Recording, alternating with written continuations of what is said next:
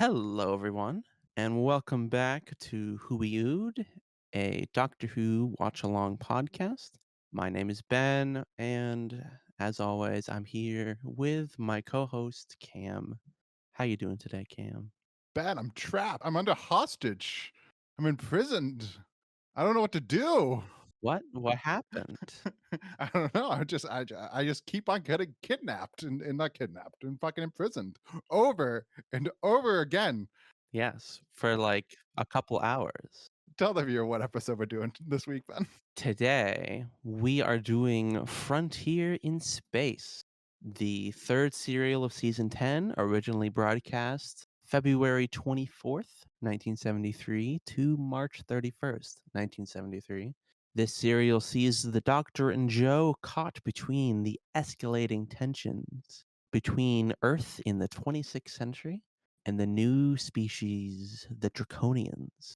Both think that the other is attacking the other, when in reality, the Ogrons, under the direction of the Master, are attacking both of them using a hypnotizing device that makes them think that the other side is the one attacking them.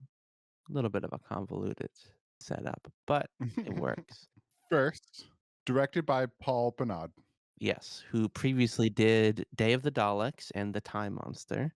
and then written by Malcolm Houck, which of course we know did multiple stories of John Pertwee's are mostly for important for this conversation. Did Calling in Space. Mhm, I think it's hard to not compare this to Colony in Space. This is just his. This is Malcolm Hulk doing a master space story again. mhm. A kinda different point in time of this Earth Empire in the future that we also Yeah, saw in The Mutants. but yeah, I'll get into what I thought then. I kind of enjoyed it more than I thought I was going to going into it. I don't think this is as bad as Colony in Space. God, no. I thought this was going to be a Colony in Space episode, and I was going to be just be bored to tears. And I don't think this is as boring as to tears as Colony in Space. Of course, it has a lot of issues. It does. And I think that this is one of those stories where I kind of forget about it the exact moment I turn it off. I can say that I watched Frontier in Space basically by the end of it. I can't tell you like it's going to be an interesting episode because it's hard to describe but like it's just one of those stories that just kind of just go like Yeah. if somebody asked you, "Oh, you watched Frontier in Space. What did you think of it?" And you're like, I watched it. Yeah. I don't think it's particularly bad, but I don't think it's particularly good. What did you think? Yeah, I get what you're saying. In the moment, I enjoyed it, quite a bit even, but having finished it, I could tell you broad ideas, but I couldn't go beat by beat. It's a lot of, like you said, Cam, going from one prison to one cell to one, and just they get imprisoned one after the other, sometimes separately, sometimes together. Just a lot of them being stuck and having to wait to get kidnapped and brought to somewhere else. I think this might be like in terms of Doctor Who's history. Percentage of a story that the Doctor is kidnapped. This might be up there. It's more than 75%. Like I think it's even like 90. Because the only part that he's not is towards the end when he's like with the Dragonians.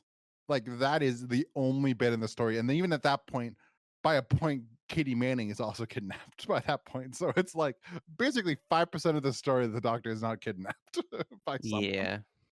But I think we both on the same page here that like it is pretty consistently enjoyable in the moment, at least. Yeah, yeah, I think the plot, beat by beat, it sounds kind of boring, but I think the writing makes up for it a lot. There's a lot of great dialogue between the Doctor and Joe, Master and the Doctor, even Joe and the Master, who don't often interact just one on one.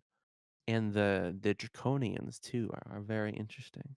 Before we move on, just like even like the I think that this story does a good job also of bringing back the Ogrons. I don't think you mentioned the Ogrons in that, No, I didn't mention the Ogrons. but like the having the two alien species, having the Earth, and then having the Master, I think really helps the pacing of this story. That you don't feel like even though the pacing is tough, it's not as bad as like something like Colony in Space because there's always something happening and there's always Yeah. like some new development in the plot that, oh, they're not doing this, oh, this faction's not doing this, all right, now they're kidnapped over there and then they're going to get kidnapped by these people and then they're going to get kidnapped by these people, and that element, it is engaging because there's always something new happening. Yeah, yeah. I think the Ogrons add a lot. If it was just like the Master, it wouldn't have been good as having this slew of Ogrons doing his bidding. Also, from what we know of the Ogrons, is kind of teasing what comes next. But it would also be bad if the Master wasn't in it and it was just the Ogrons, Oh, because then it yeah. would If it just be like, was, it would just kill the pacing. yeah, but the Ogrons and the Master working together, one is like the pinnacle of intelligence, and one is the opposite of that. They have an interesting dynamic that is fun to watch. Honestly, that's one of my things about this episode that I would have to give it a lot of props, because I think this is pretty funny overall as an episode. Yeah, there's a lot of funny moments.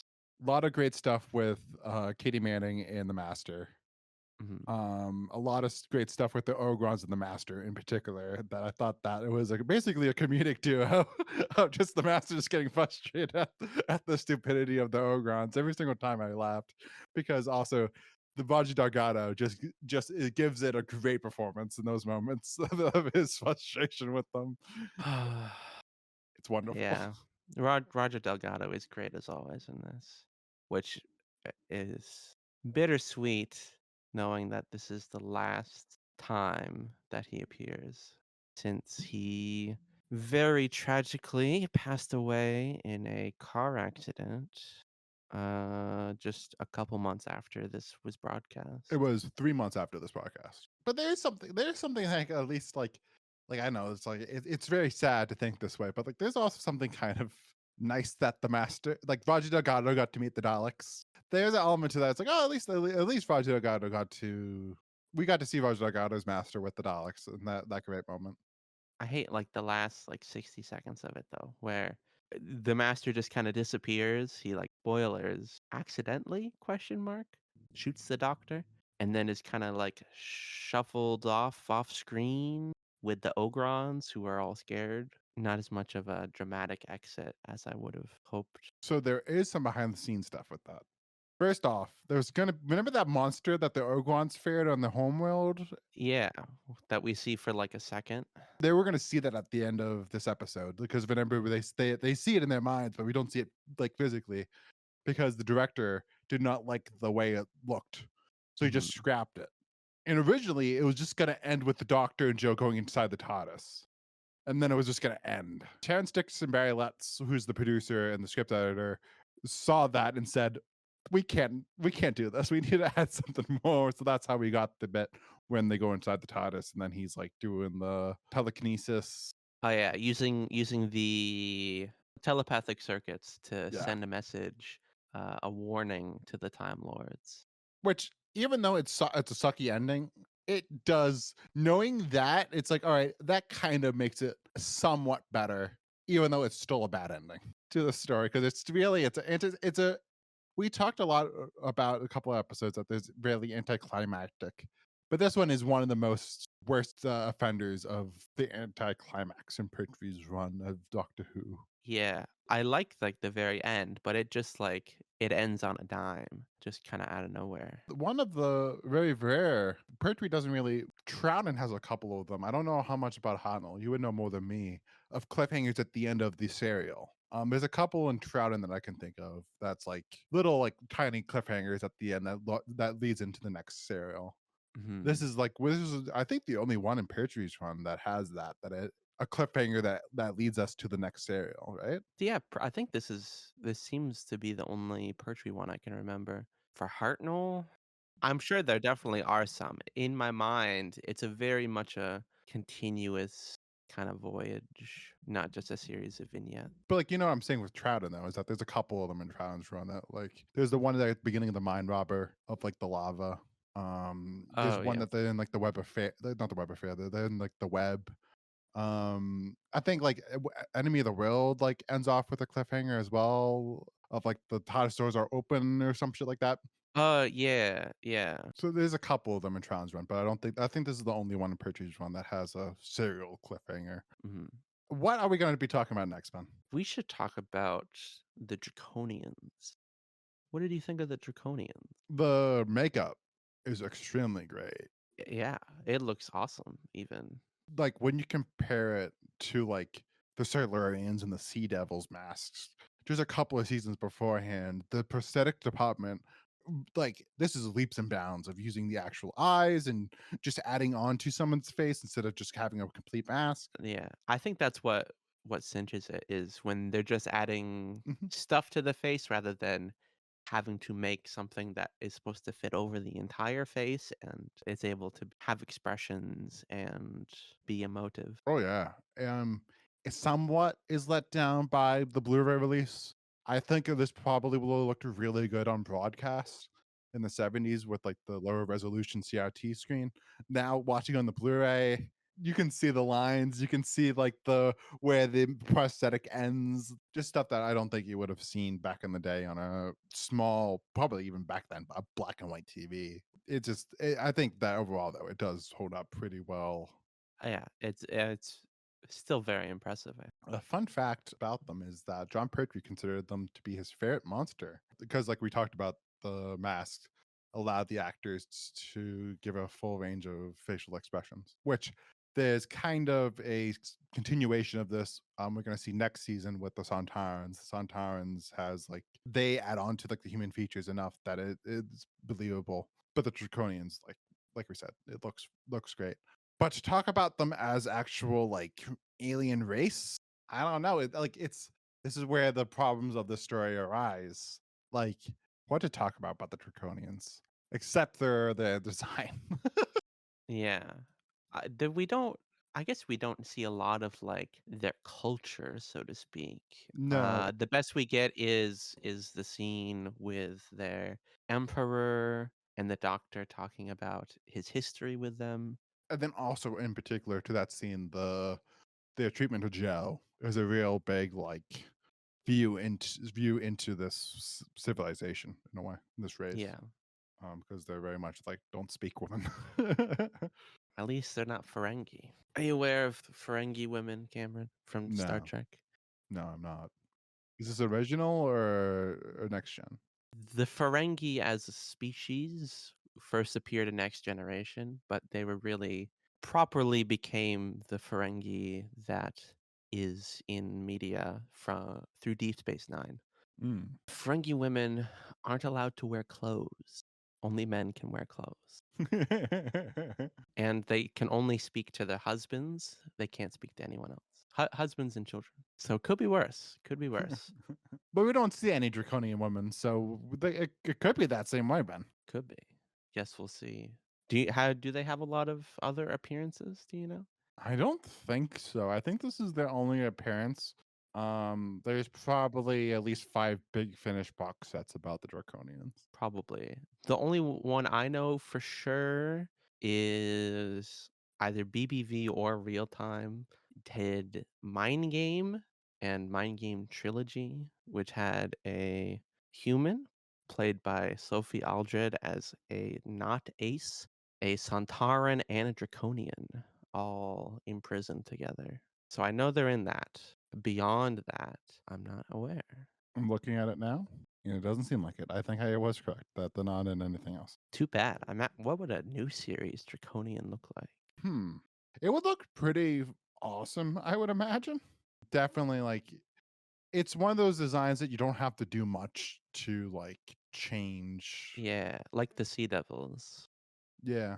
It's pretty much like you got it. I think this is the last also time we see the Ogrons too. Yep, I think you're right. Only 2 stories, and the little brief clip in the last story. So if we don't have anything more to say about that, do you want to move on to the Ogrons? Yeah, sure. What did you think of the Ogrons? They were good. Like we said, their interactions with the master are some of the highlights of the episode. Them being constantly the target of the master's ire, It's very entertaining.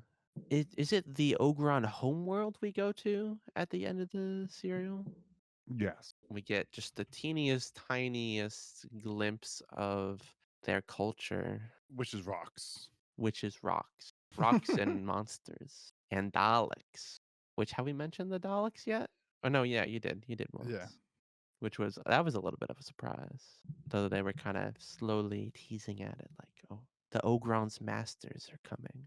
Oh yeah, no, it's a great twist. Or I don't even know if you would consider it a twist, but it's a great like moment for people that it would be a twist for people that haven't seen Day of the Daleks or didn't remember Day of the Daleks. Hmm. But also they don't say they're Ogron masters. They just say I'm going to take them to the. I think the master just says I'm going to take them to like my business interests or some shit like that. Like yeah, they never say like I'm taking them to the master hired the Ogrons. The Ogrons didn't. The Daleks didn't hire them. No, but it's a great moment. Would imagine like little kids in the 70s would have been like jumping up and down, pointing like doing like the Leonardo DiCaprio meme of pointing at the TV, going, "Oh my god, it's Alex!" Hmm. Fun fact: those aren't like the Daleks from next serial, Planet of the Daleks. Those are just the Day of the Daleks, if you couldn't tell. Yeah. But voiced this time by Michael Busher, who we're going to voice the Daleks next. Yes, it was a much better voice than the original voices from Day of the Daleks. Better, but the Ringulator is still not great. I hope next week that it What? sounds better. Ringulator? That's like that's the actual device that allows them to speak like a Dalek. Like it still sounded Oh, like just like just sound like a man speaking. And I thought in Frontier in Space, it was still like the voice effect for the Daleks was still like very low. I thought that it needed to be kind of risen a little bit. have it like modulate a little bit more. Oh yeah, Yeah. but I didn't say my thoughts about the Draconians. Not Draconians, sorry, the Or the Ogrons. Ogrons, yeah. The Ogrons, I thought that it was a great to see them again. I thought that they improved on the Ogrons in Day of the Dogs, which weren't really that great. Adding that little humor element to it. Yeah. Just having the humor element also of being with Joe, giving Joe the banana. I mean, Joe giving the Ogron the banana is a great moment.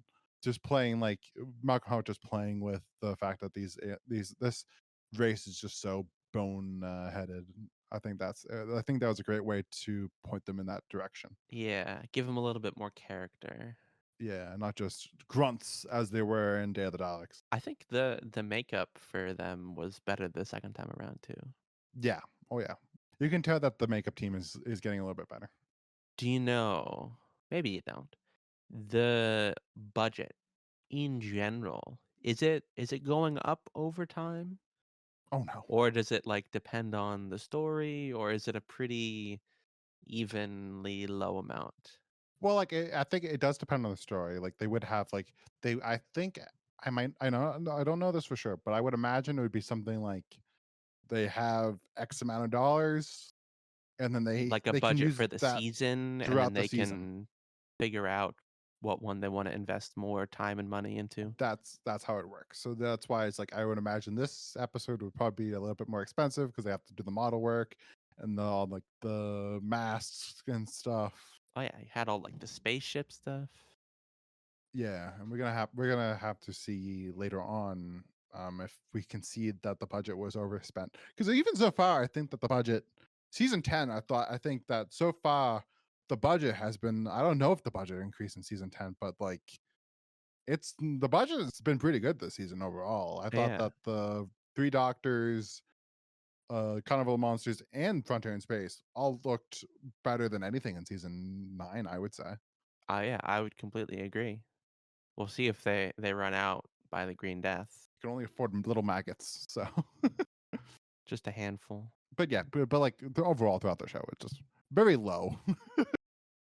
Never Yeah. had enough money. For kind of the last of the factions, what did you think of the Earthmen, like the president and her advisor, her general? Nothing really to say about the Earthlings. I thought that it was kind of interesting when we went to the moon and got like the rebellion side of it and just that whole side of it I thought was interesting. Oh yeah. And another thing that I think that the story does do well of just always giving us new ideas, even though maybe in some ways it doesn't. Yeah. Because it just kind of just keeps on throwing ideas out at you. It doesn't give enough time for it to marinate. Yeah, this definitely is a story that is chock full of ideas. Like, you could take out the whole moon prison thing and not a whole lot would change. Which I think that's a Malcolm Hulk thing because Colony in Space had a lot of ideas. Doctor Who and the Silurians has a lot of ideas, and Sea Devils has a lot of ideas. He just is a very much he has 25 ideas and he's gonna put it in the script, even though maybe sometimes the scripts are not great because of it. Yeah. Even still, looking at his previous work, at least for the third Doctor, Doctor Who and the Silurians, The Ambassadors of Death, Colony in Space, and the Sea Devils. I'm tempted to say that this is one of his best stories so far. I wouldn't say I think I like the Sea Devils more. Yeah, I can see that. Even Doctor Who and the Silurians, I think, has a lot of great things in it more than the Frontier does. Frontier, I think, is better paced because it is a six-potter and not a seven-potter like Silurians. Yeah. But we'll get into that. I feel like I was more like consistently entertained. Like Colony in Space has a lot of low points. Sea Devils has some low points. Doctor Who Solarians has some low points. I guess Frontier in Space maybe doesn't have as many highs. Can we move on to the Master now? Yeah, Because I think that if we compare it to Colony in Space, this is a much better use of the Master absolutely. and not having him be in the first pot. I think he gets introduced like in the third pot, maybe even later the third pot. Like it's pretty deep. I want to say it's the third part. But I don't think it's the beginning of the third pot. I think it's like pretty deep in that episode. And I think it works. It's more of a refreshing, oh my god, oh, wait, it's a master story instead of just like at pot one being like, oh, it's a master story. Or like in Calling in Space, I thought that one was the complete opposite. That he waited way too long. And when the master got introduced, you kind of go, the master didn't even need to be here. But I think in this story, the master does need to be there, if you know what I mean. Yeah, he was just definitely just kind of there in Colony in Space. But in this story, his presence, even though he's not physically there, is very much known in the first few episodes. Some kind of hypnosis device. Yeah. What could that be? They're seeing things that aren't there. Which is again, it's great that there is that mystery to it, and they usually classic Doctor Who, as we know, just reveals that mystery to the audience the first fucking part of the story. Yeah. It doesn't have multi-pot mysteries that lead you on to who could this be, and then they're having the reveal of oh, it's the Master, of course it is. Yeah, the mystery was really good. Which again, it's one of those things that kind of sucks about like someone like me and you watching it now that we watch it going, oh well, yeah, the Master's in this. But it would be kind of interesting watching it and not knowing the Master was going to show up. And you would be like, "Oh, the Master." If only I wasn't addicted to the TARDIS Wiki. But then also you would have just known that like this is the even if you weren't addicted, you would have at least known that this was like the last Roger Delgado story. Probably, yeah. It's gonna be a while before we see the Master again, isn't it? The Deadly Assassin. So it's like 3 seasons. Damn. If only we had gotten, what is it, the final game? I don't remember the episode. I just know that they're going to reveal that they were brothers. Yeah. I think it was, I'm looking now. It's the final game was supposed to be the conclusion of season 11. Did they have a writer yet? According to TARDIS Wiki, it was Robert Sloman. Okay. Who do you know? Do you remember what he did? He did the Time Monster and the Daemons, Which makes sense and will do the Green Death. with pilots. But yeah, you haven't talk about the Master, Ben. You haven't given your thoughts about the Master. Yeah, he's great in it, which that kind of goes without saying. It's Delgado. He's putting his all into every single word. I love all the schmooze he does with the Draconian and Earth leaders. Uh, and I think one of the funniest moments in I think it's episode 5, the master's talking with the emperor and he says, "Nobody could be devoted more to the cause of peace than I." And the doctor looks over and says, "Are you feeling all right, old chap?" Which I think I always love scenes like that. And it's sad this is the last one when Pertwee and Delgado was just yelling at someone, going, "No, pick me, no, pick me." They do it so well, and I could watch it all day. Yeah, that happens a lot, doesn't it? Yeah, it does. Every master and Doctor Story, for the Third Doctor. But also, like another moment I gotta shout out is the end of Part 5 where he's trying to hypnotize Joe, and then Joe just doesn't. She says like the nursery rhymes, and he can't hypnotize her. That's a great moment for Delgado and for Kitty Manning. Yeah, yeah, it's a great moment for Joe. It makes sense. She was hypnotized, almost killed everyone in her very first appearance in Terror of the Auton. So it makes sense that she would probably be working with the doctor to come up with some kind of defense against being hypnotized again. And of course, it's nursery rhymes. But yeah, she's gained a lot of strength in these last 3 seasons. Yeah, and like I think this is a good segue to talk about Katie Manning in this episode. I think that she was great this episode. I think there's a lot of great moments for her and the doctor Absolutely. in this episode that I felt like this one was one of the ones in particular you've really got like no, they are such a great duo together. And it is a definitely I would put it up there as an iconic doctor companion duo. Like it's like there's like spoilers, Ben. That's like Katie Manning and Joe Grant is the third Doctor's like companion. Like that's just Yeah. Yeah, I like know Sarah Jane Smith will come in at the end pretty soon, but Joe is the 3rd Doctor companion. in the same way for your experience, like Like Jamie Jamie is is, for Troughton. Troughton, and then Ian Chesterton and Barbara is for Hartnell.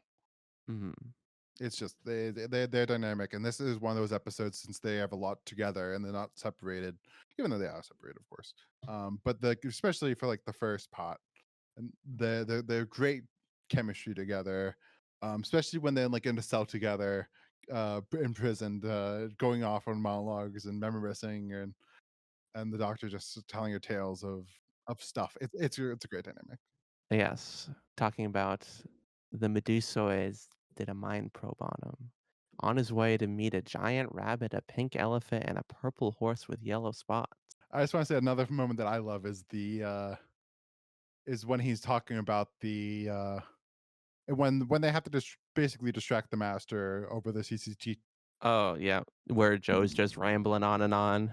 That is also from the 1970s. This isn't a futuristic camera. This is a 1970s CCTV camera. Mhm. Um, but when he's talking about being in exile, and actually, this is the first time he's even talking about his exile in depth with Joe. And then we also get the Joe babbling about like of what people would think working intelligence is, and it's not just James Bond. It's doing paperwork and getting tea. It's like I thought that moment was just wonderful. Oh, yeah. That was great too. I just wanted to quickly mention the mind probe. First, the scene where the doctor's under the mind probe, I thought was really great. His cadence, and the way when it finally breaks, you can see him crack a smile. Don't really understand the logic of the mind probe of why telling the truth breaks it so heavily. Well, they were pushing it too hard. I don't know. Every time they say mind probe, though, I'm reminded. There's a clip it's recommended to me on YouTube all the time. I'm sure you've seen it. We're Of talking about the fifth doctors, the five yeah, doctors. I mean, yeah, not the mind probe. which have you seen the BFI version of that? No. What is that? So I think you probably are aware that the BFI, the British Film Institute, every single time there's like a one of the collection sets come out, they show the episode's new restoration at the like they do like one episode. So like they did for season 9, they did like the Sea Devils. Oh, did they like dub it with a new take or something? No, but for the season 21 box, no, season 20 box set that just came out last year. They showed the five doctors, and one of the moments that somebody recorded on their phone was the whole theater just saying the line of dialogue, no, not the mind probe. It's a great moment. Not to promote them too much, but somebody did do let's have that as a fucking podcast title. What? No, not the Mind Probe, but a Doctor Who podcast. That would be you're saying it is or it would be? No, it is. Somebody has it. Even though I would say that's a bit niche for a podcast name, but no hate, no hate. It is a I mean, not that ours, Wee Ood is not kinda weird and niche. Yeah, Have we ever explained, like, where that even is coming from? I would Ben. I would imagine that that our audience would be smart enough to figure it out. We might have said it in our introduction episode. I would imagine, unless we're that bad. I don't know. It was, like, 5 months ago. We've been doing this for a while. Think we're experts yet? Ready to go No, pro? no, we're not. Case in point, you hit your wife when you said that you hit your mic. Yep. Sam. Uh, I'll try to edit that out, but I No, don't probably edit that out. That's a great comedy moment. Um, but yeah, well, all right, we got to get back on track, Yes, Ben. back on track. We were just talking about the mind probe. Any action figures? Oh God, no. A draconian would have been cool, That would have been cool, yeah. but they never did. Are they still making, like, new I guess I literally have no idea. Are they still making action figures? They are. When the last release that was, they made a Joe Madden Doctor figure. Um, Ah. but it's very I think I niche. saw that. It's like basically, it's not like any kid is buying this, so it's basically just a range. It's just for hardcore kinda collectors. Yeah, they have them at like B&M do like sets every year. That's like basically, I think it's kind of like like a Walmart esque, maybe a little bit smaller than a Walmart, but they do like a whole range of like 3 packs every year. With just new series stuff, or are they still doing classic stuff? No, like classic stuff, like like what the last one they did a for 2023 they did a Richard Herndell action figure for the first time of the first Doctor. Oh. That was like the big one. From that range, we also just got a couple years ago like the first like Ian figure. They also made like the first like Harry Sullivan figure from that range, and then like they did they made a Sensorites figure. Why would they make a Sensorites figure? Probably because it's cheap because you can make you could do a 3 pack and just include 2 Sensorites and it just be like the Sensorites. I guess. But like that's why I was like, all right, we got to do a segment that sometimes episodes I'm gonna have you guess it because it's like why Mhm. would they make a fucking Sensorites action figure? Well, if we ever eventually cover the Sensorites, I'll have it down then. Let's see. Any thoughts about the score? Again, I watched it like a week ago, so I literally remember nothing. See, I watched part 6 today, and yesterday I watched part 4 and 5, and I could not tell you anything about the score. I'm looking I it up don't right think it now. was bad. I would remember if it was bad. Yeah, but it's just like it's not memorable. There's no moments where I'm like, oh no, that's a very iconic moment. I'm gonna like hum that. Like there's none of that. It is Dudley Simpson. Mhm. But I don't think this is one of his iconic scores in Doctor Who.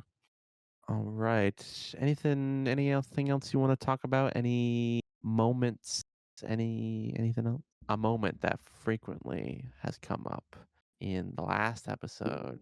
The doctor is asked if are you a qualified space engineer? And the doctor says naturally, because he knows everything. So a fun fact is that Luis Mahoney was in this episode. He will go on to be in Planet Evil, but he's in the new series as well. In an episode you've seen, Blink. Oh, I don't know if you remember in Blink, there's a police officer that's like kind of flirting with the main character, Sally Sparrow, and then he gets touched by an angel, and then Sally sees him as like an old man dying on his deathbed. very, very vaguely. But he plays the old man version of that character, which is always fun when a classic series actor goes on to be in the new series. I think it's a very iconic moment in that episode. Cool. And also, Malcolm Hulk. I should have said this when the Ogrons was being mentioned, but Malcolm Hulk was asked to add the Ogrons since the costumes and masks were already still available in decent condition. Hulk enjoyed writing for them since their personalities made writing fun, which we got the sense of that he did a very good job giving them characteristics that was kind of lacking in Day of the Daleks. Oh yeah. very much so. But that's all for me for Frontier into Space. We never talked about. We see a lot of model work in this episode. What do you think of the model work, Ben? Yeah, like all the spaceships and stuff. I thought it looked pretty good. I was looking on the wiki, and apparently all the spaceship props were from. We've mentioned them before. Some of the various TV Century 21, Jerry Anderson shows, which is like Thunderbirds, Captain Scarlet, and the Mysterions. It's another kind of very well-known one, but I can't think of it. Doesn't matter. But yeah, smart reuse, and I think they look great. It looks pretty good in my opinion. There's a couple of times, especially when like Pertwee like goes outside, that you can see the rope that is like holding him up, or the string, whatever the hell But that is, that's just a the Blu-ray wires, I thing, should say. though. Yeah. Um, which again is always kind of the thing about the Blu-ray releases, that sometimes it looks too good, Ben. But I thought the restoration on these episodes were actually pretty good. I don't know what versions, I could look it up, but we must have pretty good versions. There's sometimes with Pertwee ones that like even on like the collection set Blu-rays, since we only have like the color from the VHS release of like somebody's VHS recording of it, it still basically looks like a VHS recording even on Blu-ray. But this one looked fantastic throughout, so we must have pretty good versions. But I'm ready for the rankings, Ben. If you are. What about cliffhangers? Oh yeah, never mind. I forgot about the cliffhanger on this. So the first cliffhanger is Joe and the Doctor are called stowaways and traitors to Earth. My note for it was, "They are traitors!" Exclamation mark. Yes. Two is the Ogrons breaking into the Doctor's cell. My note was, "Ah, Ogrons." Mhm. Episode 3, the airlock in the prison starts to decompress with the Doctor and this peace party leader stuck inside. Which my note for that was, "Ah, no oxygen." Ah. 4 is the master pretends to sleep and is secretly sending a signal to the Ogrons, which is picked up successfully. I just have the Ogrons like coming. 5 is the master using the hypnosis device on Joe. My note was, "Oh no, the fair machine." And like we said, in a rare case, the final episode had a cliffhanger of the Doctor injured, getting into the TARDIS, sending a message to the Time Lords with the psychic circuits, which will lead us into the next serial. My favorite, I would say, would probably be part 2. My favorite, maybe 5.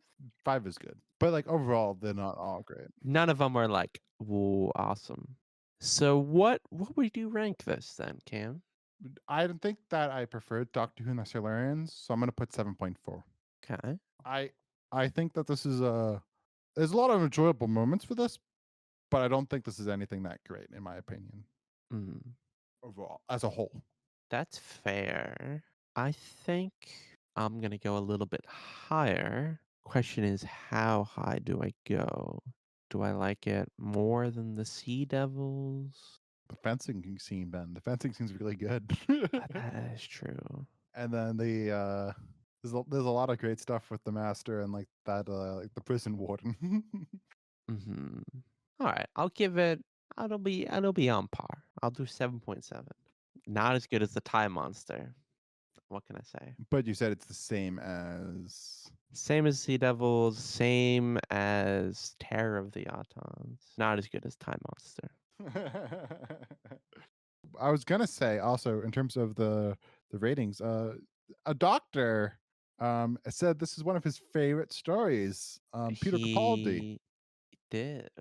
which I don't really understand, but maybe as a kid you liked the Draconians and the Orcons and stuff. I could see this being someone's favorite episode. There's a lot of good stuff here. But the fan poll will disagree with you, Ben. It is currently number 17. I know. I've already seen it. But In 1998, it was 11. hmm And then in 2009, it was number 16, and then it lost one spot below that, and it was 17 for 2014 and 2023. And I How did think it go from almost top 10 to bottom of the teens? I would imagine DVD release around that time. Let's see. DVD released in October 2009 in the Exactly. UK. So they realized, "Oh, This this is isn't kind of as not good good. as I remembered. This is just the doctor stuck in prison for 2 hours." Which it is. Um, but I think, yeah, I think both me and you probably like Calling in Space a little bit more than that spot. But I wouldn't imagine it would be like it's not gonna be that much higher in our rankings. It's not gonna be 11 in our rankings overall at the end of this, I would imagine. Probably not. Right now, there are 6 stories that are worse than this for me. So, yeah, probably on the lower end of things when all is said and done. So, I think that'll do it. Thank you so much for tuning in. Be sure to like, comment, subscribe if you're on YouTube. Give us a follow on Spotify, Apple Podcasts, wherever you're listening. Check out our TikToks. Check out our YouTube Shorts, maybe Instagram Reels if we ever get that figured out. Go to our link tree. Our link tree has everything. Yes. And tune in next week where we will be discussing Planet of the Daleks. Ooh. Goodbye, everyone. Have a wonderful day.